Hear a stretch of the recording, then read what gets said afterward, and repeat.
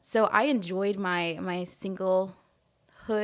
Yeah. Um, I think I enjoyed it to the best of my ability. And I mean, I served the Lord with all my heart, all my mind. I did every ministry I could, and I loved it. But I agree, like once I found my person, and I think what you said is the key, the person that God gives you, not the person you chose, not the person you think it is, the person Yeah. that God gave you. It makes such a difference because it really does matter who you marry.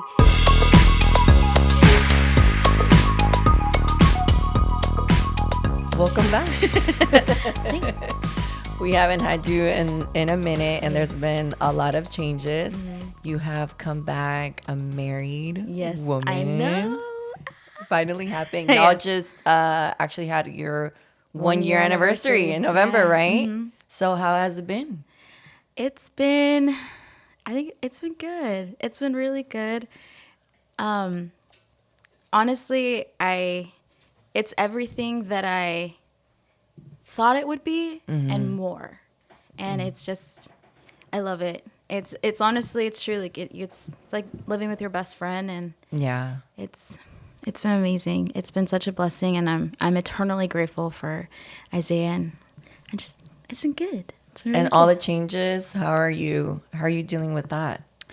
I think at first the changes, because when we got married, we had both talked about it. Because I know it's normal for our culture to the woman has to follow the man, which is fine. But we had a conversation where it was more of like, well, where do we see God using us? Like, where do we feel called to? Do we feel called to stay at Central, or do we feel called to go to CLFC, Christian Life and Family Center?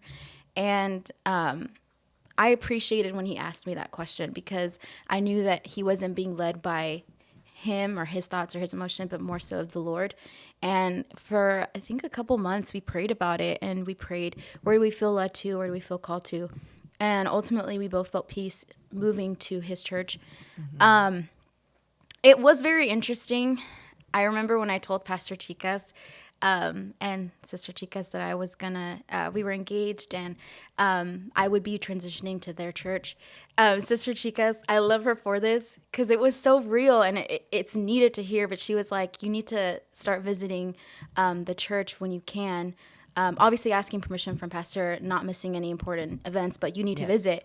And I was like, okay, like, yes, ma'am. And she was like, because no one wants a depressed wife. And I was like, Oh God. yes, ma'am. Like, loud and clear, I Yeah. heard you. And it's so true, because I remember That the is very first time true. I visited, I called a really good friend of mine, and I was like, I don't want to go. I take everything back. Like, just leave me at Central. I don't want to be there. And she And was it's nothing like, personal. no, it's It's just, absolutely nothing you feel personal this with the fear. church or with Yeah. the pastor. It's just, it's very different, and Yeah. you don't know what that is like until you go through it. Go through it, yeah. So I remember she told me, she was like, stop. You need to stop. Take a deep breath. Remind yourself, this is what the Lord has called you to do. And just know that you're going to go through it. It's going to be hard. It's going to be scary. But if you don't go through it, Yeah. those feelings are going to go away. And I was grateful for that, because when we got married and the first Sunday we came back, I thought I was going to have like a freak out, and that I was going to cry, and I was going to tell Isaiah, take me back to Central. I don't want to be here. Yeah. But it wasn't like that. I felt peace. And that was our first like 3 to 6 months. There were times where I would cry and I was sad, but majority of it was just peace. And I knew that we had made the right call. Because I don't think you realize how embedded your church is in the way you think, the way you speak, the way you act, and even in the way that you take in the word of God. Yeah. I don't think you honestly realize that until you go somewhere else. Yeah. And like I said, it's never a personal thing, but like that's your home. That's been your home, especially when you were there Born so and raised. long, born and raised, and then you go somewhere else, and it's like, this is a strange place. Yeah. You know? But then at the same time, you're trying to balance learning. It's like you're starting all over again. Yeah. To a certain extent. It does feel like that. It really did feel like that, because I had grew. There you go, found the word. I grew up in Central, and everything, all the ministries, the friends, the family, all of it for 25 years, 24, 25 years.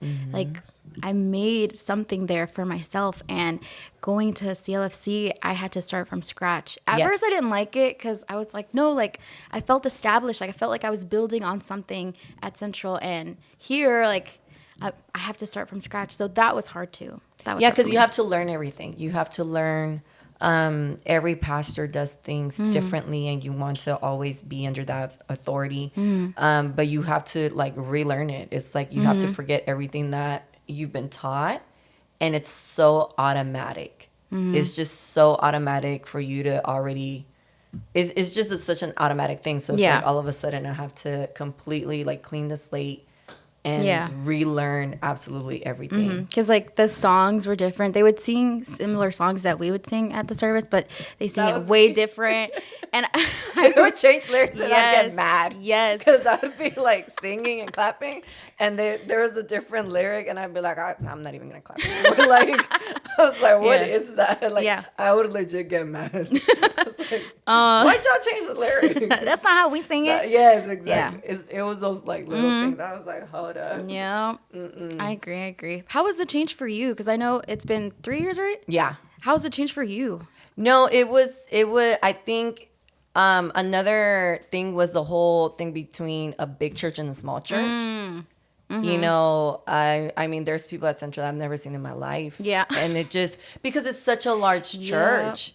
And the vibe is just very different. And a small church, everything's way more like close and way more personal. Yep. And I was not comfortable with that because that's not even my personality to start with. No, it's not. And so, well, you know me. So it's like and I think that was a very big thing. And then both you and I also are, married to the pastor's sons. And I'm like, that's a whole That was- different ball game Ooh. too. And getting into a pastoral family, that I was a regular schmegler Sheep person. like yeah. sit in the pews. You sit there, you do Yep. what you do, you out. And you go home. You go home, Yep. and that's it. Yep. And this has been, that also, I think. It was a huge change, yeah. That's huge. That's very big.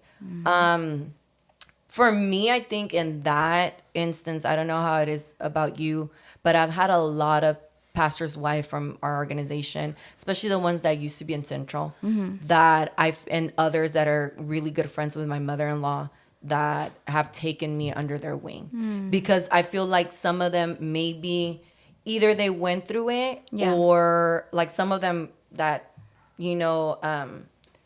they left from our home church, they went through that change. And so I feel like that has helped me a lot, that a lot of pastors' wives have just, they kind of like understand, like, this is a lot. Yeah. Like this is a whole different ball game that you do not know of. And it's just, it's so different. Yeah. It is so different. And obviously, when I see, my pastors, they, pastors chicas, they're like parents. Like, you see them again and you're like, oh my God, and I feel like they're the same way also whenever they see me. It's like, oh, here she is, and just, I feel like they also, keep up with me. Yeah. In a certain, to it, not on a daily basis or anything Yeah. like that, but just when they do see me, like, you're good. Yeah. They're not asking me, are you good? It's more like they're telling me, Like, you're okay. You're good. Like, what you're going through You're is okay. normal. You're and fine. you're okay. You're okay. Yeah. You're perfectly fine. But I think that was very big because the pastoral family, it really is different. Yeah. It really is different. And that's something that we have to learn about. Yeah. There's a lot there that the rest of the church, you don't go through that. Yeah, they don't see it. You don't experience that. So I think that's another, like, it's just a lot of little things that it's changing and it's learning. But I think it's really about being open to try to learn it and just not feeling overwhelmed. Yeah, I agree. I think I didn't realize that I was marrying the pastor's son until maybe like a month or 2 months before we were going to get married. And I did spiral a little. But what happened? I think it was more so of like, it didn't click because we were, I mean, even when we were courting and we were engaged, we were so busy in our ministries, and I did a lot at Central and helped out in the district, and I know Isaiah did a lot for his church and he helped out in his regions, but it didn't click because that year that I was engaged, I already knew I'm leaving Central. I need to prepare the next ones in my ministry Yes. so that I don't leave it blank and like, okay, you guys figure it out. So that's what I did the entire year is I was mentoring and I was preparing these young ladies to take over these ministries. And 2 months before I got married, I stopped showing up to like small groups or like dramas or anything that I was doing. Like I stopped showing up as frequent because I wanted them to take reign and for them to figure out their style of being a leader now that we've had this whole year to work through it together. Yeah. And when I did that, that's when I had time to think, how is my life going to be like at CLFC? How am I going to be as a married woman? And I did panic because I realized that marrying into a pastoral family, it has an extra weight to it. Yes. And I didn't know how I felt about that because, you know, being in the back, you know, being just a servant of the Lord and just helping out in those ministries, you don't have eyes on you. You don't have that added on pressure and that added on weight of the name, like that pastoral family name. Yeah. And the expectation that people have on you. I started seeing that just like how, you know, Isaiah would be in ministries and the things that he would do. Like I started seeing that and I realized, oh my gosh, like that's going to be me. Like I'm going to be next to him and I'm going to have this expectation and this weight and this added on pressure. And I don't know how to deal with that. And what did I get myself into? And I was spiraling. And for me, it hasn't been so much that I've had people like get me under their wing. It's been more so of I'll talk to different pastoral families or different leaders when we go to different events, and the Lord will just speak through them, and they don't even know what I'm going through. Mm-hmm. And I remember Pastor Torres and Sister Torres, we were just having a family dinner, and they were talking, and obviously they know, you know, I'm the last in-law getting married, so they knew that with my brother-in-laws, when they came in, they struggled with the same thing. Yeah. So they were like, Esther, like that weight, that pressure, you don't need to feel that. No one is putting that on you. You're putting that on yourself. And when you go to church, be you. Be yourself and just let the Lord guide you and let the Lord ease you into that role. And the Lord is going to make you the person you need to be. Not this name, not this position. And when they said that to me, I just felt like, okay, I'm going to be okay. I just need to be myself and let the Lord do what he needs to do. And he'll mold me to be the wife that Isaiah needed me to be. Because I think for me here, my in-laws were so good at not pressuring me at all, not feeling that at all. Yeah. I think for me, it was when we first went to like our first pastoral seminar. Mm-hmm. And I was just like, I do not belong here. Yes, I was like, that. what am I doing here? Mm-hmm. Like, this is not this. I was just like, this group of people is just in a different league. Yeah. This is not, I'm not. Yeah. I was just like, I'm not here. Yeah. But it helped, like my mother-in-law was like always like grabbing me, like, you're gonna sit with me, you're gonna be with me. So I was never left alone, and that helped. And like I said, there was other pastoral wives that they can just tell. Yeah. That I wanted to sit in the very back corner. I just wanted to watch, like I didn't want to, and they'd be like, no, come over here, come with me. I would just be like, oh, I don't want to.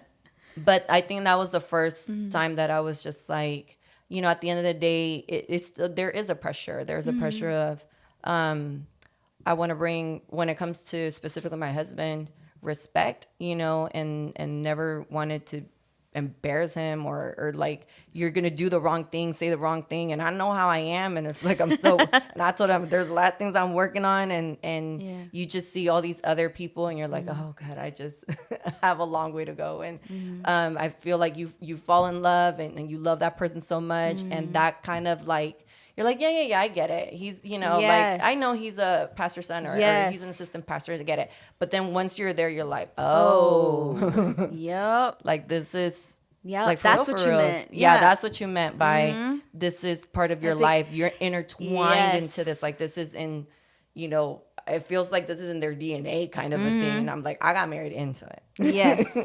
Yes. I came into this differently. Yes. But I think little by little, you start.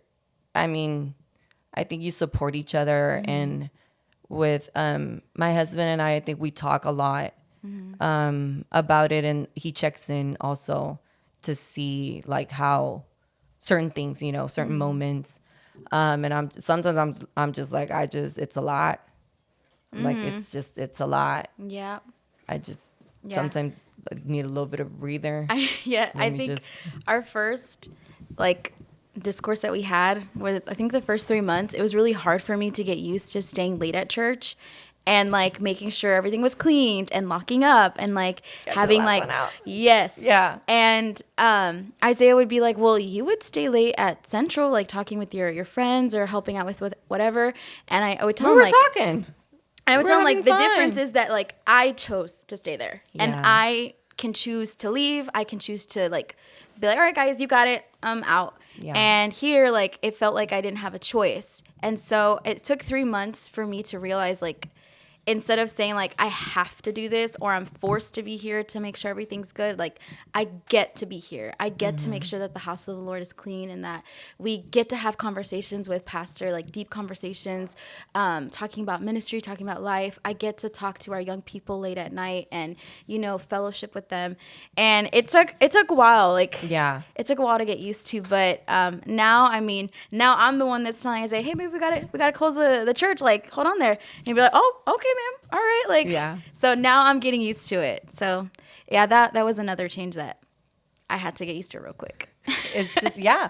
Like I said, the responsibilities are very, very different. Yeah. Have there ever been moments of like loneliness? Absolutely. When we got engaged, I didn't realize how different it was going to be. I think about that now because I wish I would have cherished the moments that I had with my youth. Yeah. But it's different. Like once you get married, just something changes. You're in a different spiritual level. You're in a different role. You can't really relate to people you used to talk to. And I love them and I will always be there for them. But it was a very hard for me to get used to having Isaiah as my person to go to. Yeah. And I would tell him like, no, babe, like you just don't understand. Like I love you and I will talk to you about anything, but sometimes I just need a girl. Like sometimes I just need someone who understands and can talk to me. And it was hard to find someone because when I would talk to someone, be careful. yes, when I would talk to just go to someone anybody. and I'd be like, okay, like maybe this is a possibility of like a friendship that I can have. And then they would say something or they would do something and I'd be like, never mind.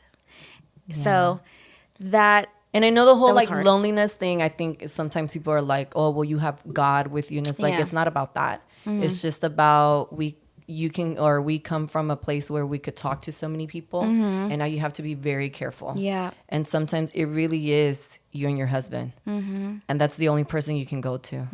And when you're not used to that, it's like I wish I could talk to this person, but I can't. Yeah. I just can't. There's certain things that you just cannot share. Yeah. You have to be so careful about. Yeah. And I think that's one thing that people don't understand like that. Well, I mean, to me, it's those moments of just feeling like Yeah. you're just by Yeah, yourself. I agree. And I love my church and I love the girls at my church. But it's very hard for me to open up to them because I feel like I have to have that boundary and that wall of like I'm your leader or I'm this or I'm that. And that was also hard for me because I was really used to just like being me and being who I am in front of, the girls at Central. But Yeah. here was different. Like it took me a while. I had an incident where I didn't have that boundary and then something happened and I ended up getting hurt. And Isaiah was like, it's because you have to remember, like, you're the leader. Like, you're not their friend. You're their leader. And I remember I cried and I cried. I was like, so I can't have any friends, like, but I'm going to be alone forever. And he's like, no, babe. He's like, it's just, that's the way it is. Like, especially being in the Pastoral family, like, I didn't realize how heavily you have to make sure you have that I guess, guard honestly, that protection of like, we can't talk about it. We can't say certain things. Like we have to be a certain way. And if I'm being honest, I'm still trying to figure that out. I'm still trying to figure out how to be that person, or how to have that type of mentality. How to navigate like not being like completely to yourself. Yes. Having friendships with the people around you, but you still have to have like, limits and boundaries. Yes. Yeah. Yeah. It is because one sister asked me something here, and I was like, well, you come to me, you know, for issues. I can't go to you if you're the one coming to me. It's like, who do I go to? Yeah. You can come to me with your issues, and that's fine, but it's not it's not like a give and take thing. Like I can't go to you. Yeah. So I just keep it to myself at this point. Or with it's like that 3-way of God, myself, and my husband, and that's it. And that's just new. Yeah. Because I'm honestly, even at almost 3 years, I'm still navigating, and I'm still learning, like, because I think we were so used to being open with a lot of people, especially the people we worked with in our teams, in our groups. We were so like intertwined. Yeah. Everybody knew everything about everyone. Yeah. I think we all worked like that together, and it was fine at that level. But at this level, I've been learning, like, I'm gonna have to. Yeah, I can't just like vent, or I can't say these things because it's not appropriate. And it's not. Yeah, that was hard. That's been hard. But I've been praying a lot, because I would talk to my sister-in-laws, because they're Isaiah's sisters, so they know. They grew up with it, and I would ask them, like, how do you do it? And I remember I would cry, because I would tell Isaiah, like, I don't know how you guys survived. Like, I don't know how pastors and pastoral families survive. Like, this is a lot. Like, this is why they ask us to pray for y'all. Yeah. This is why they ask us to always keep y'all in our prayers, because it's heavy, and it's a heavy weight. But yeah, I'm very much grateful for my pastoral family, because they have helped me a lot with that. No, that's always a very, like, at least to have that. That's always so helpful. And how are like the changes? Because I remember I talked to somebody that, well, they used to live by themselves, and once she got married, she said at the beginning, when her husband would come home, she was like, aren't you leaving? Like, go to your house? And she's like, we're married.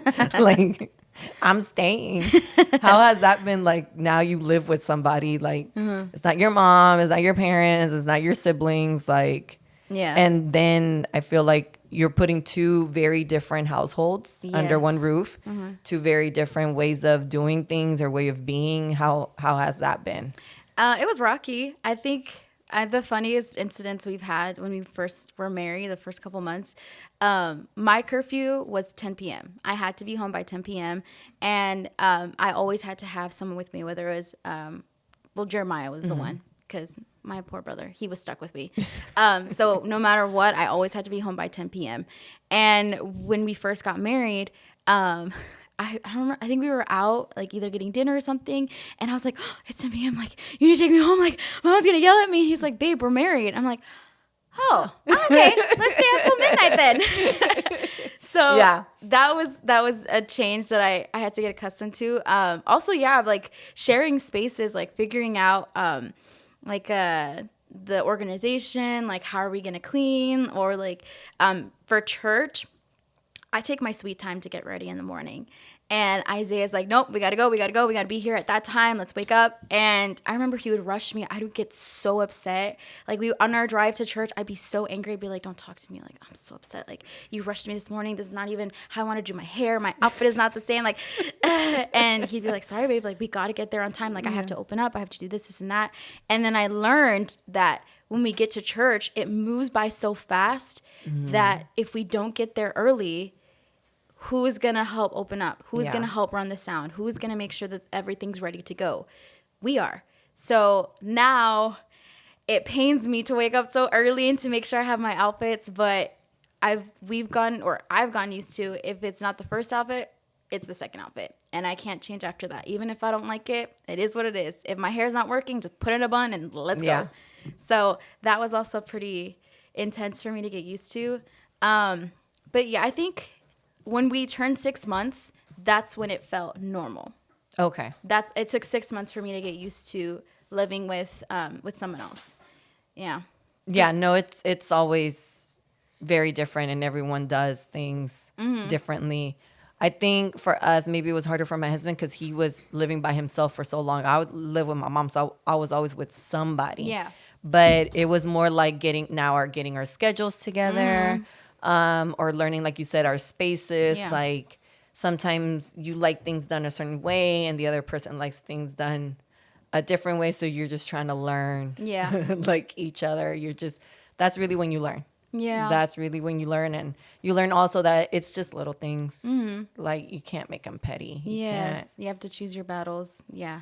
And something we've learned is we have to communicate through it. Like if I'm frustrated or if I'm feeling flustered or if I'm confused or anything, or same vice versa for him, we have to over communicate. Because if not, like something we've learned is the smallest thing that is very insignificant, doesn't need to be a battle, can like build up to something a lot more bigger that didn't need to be there. And it was just as simple as like you left your shoes there, or you said we were going to leave church at this time and we didn't, or you didn't set the alarm and now we're late for somewhere. So we've had to manage and to learn to over talk. I tell him like, you know everything about me. Like I feel like we over communicate sometimes. Sometimes I'm like, give me my space. Like we've been talking too much, but that has helped a lot to navigate through the different circumstances or events that we have to go to. That's helped a lot. No, that's good. It's the communication of it all. And now that you can look back, your time being single and now being married, how do you see that now? Like, because now in my mind, I'm like, you know what? When I was single, that was great and all, but I wouldn't trade it again.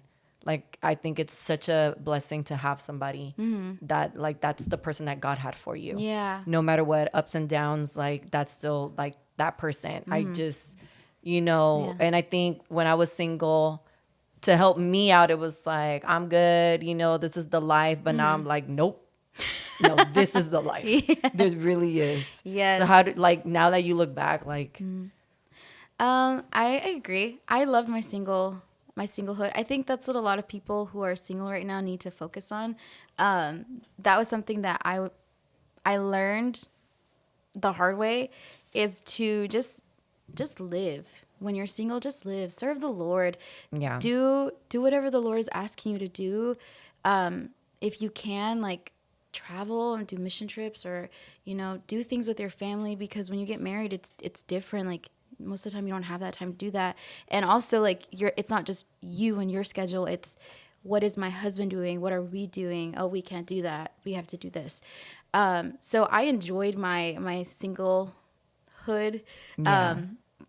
I think I enjoyed it to the best of my ability. And I mean, I served the Lord with all my heart, all my mind. I did every ministry I could, and I loved it. But I agree, like, once I found my person, and I think what you said is the key, the person that God gives you, not the person you chose, not the person you think it is, the person that God gave you. It makes such a difference, because it really does matter who you marry. I know if I would have married anybody else, I don't think I would have been as happy. Or I don't think I would have reached the potential that the Lord had for me, because I waited for the right person.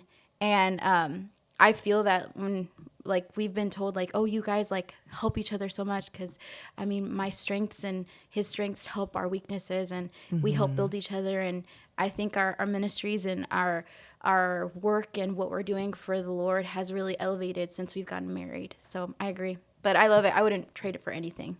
Yeah, I wouldn't. And I feel the same. Like, I feel like I was able to do as much as I could. We were all very involved when we were single. But definitely, I'm like, I wouldn't hold on to that. I wouldn't hold on to that, because I think now, even though we have, like, separate ministries, just to be able to support each other is also... It's just nice. And it's different to be able to talk to each other. And even if it's a preaching, like, what do you think about this? Or, hey, I'm going to teach this. Does this sound good? The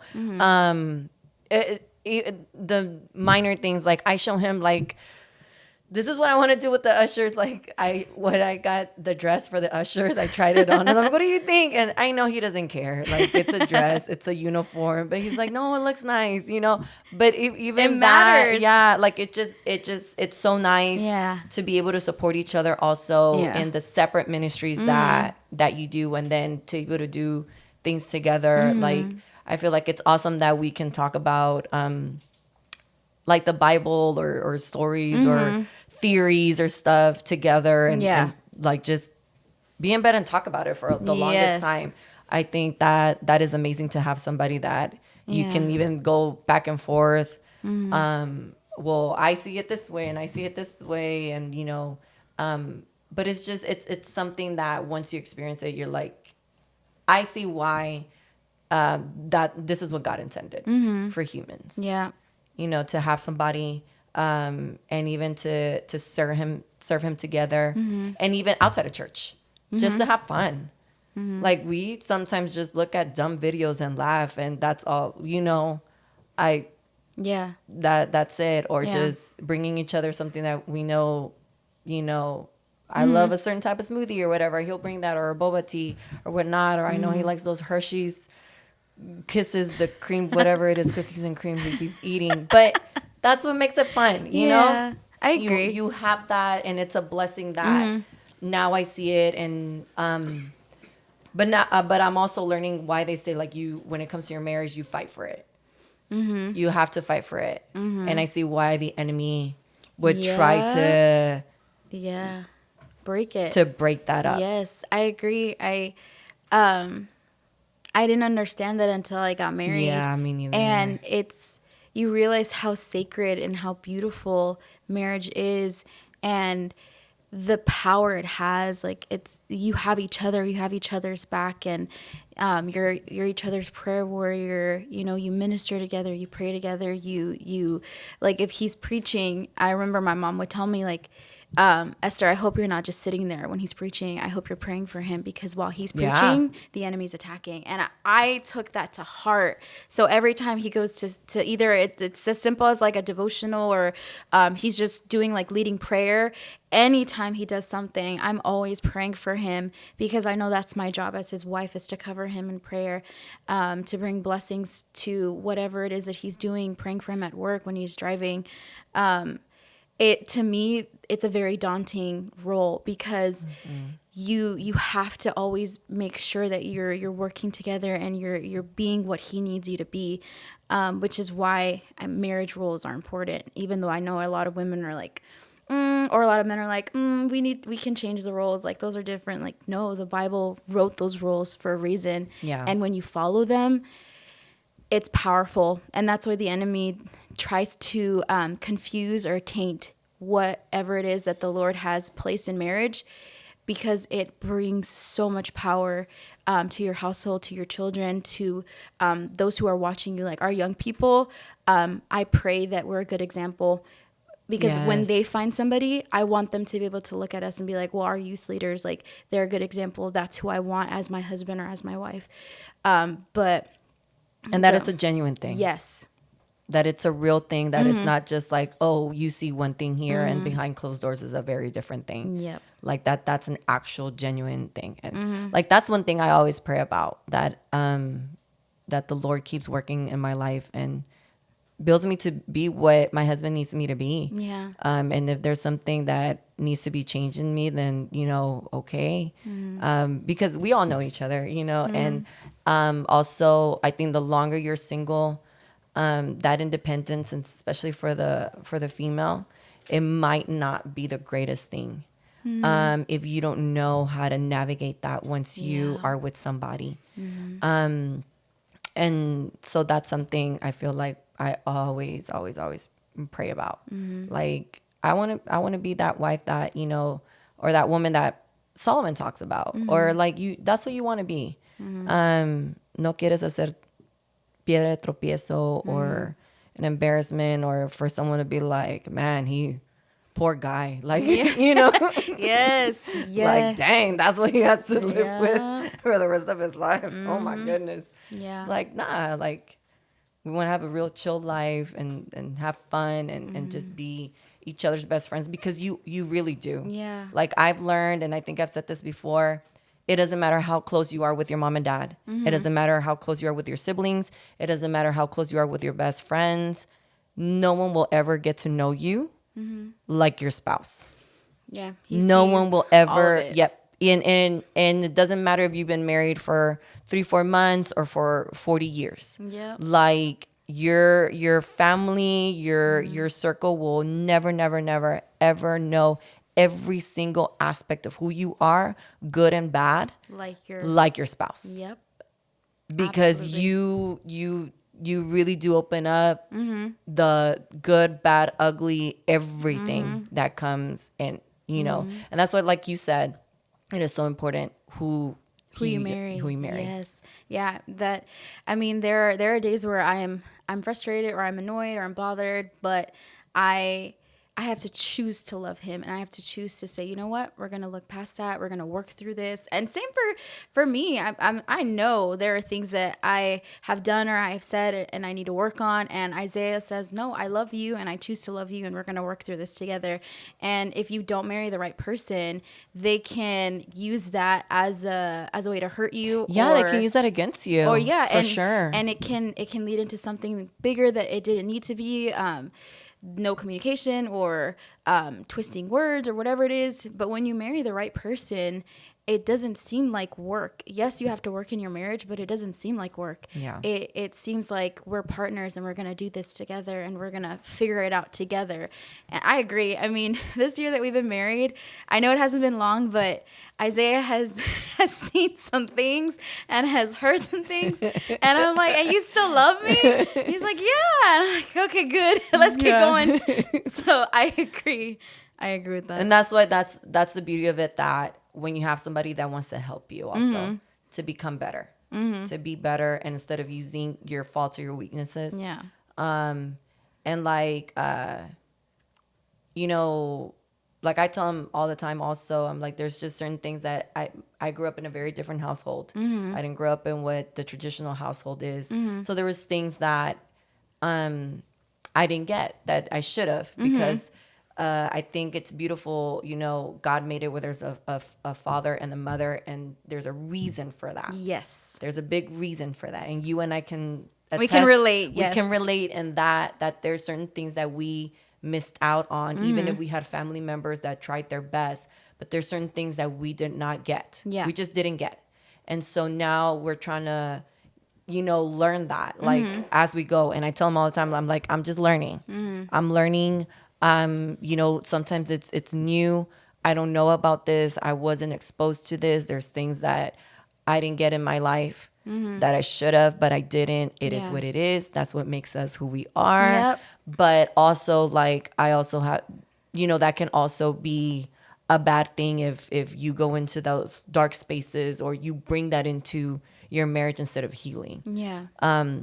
But I think we do a good job at trying to help each other. Yeah, I agree. You can't use that as a crutch either. No. I've seen people who use their past as an excuse or a reason to be the way that they are, and that's not okay.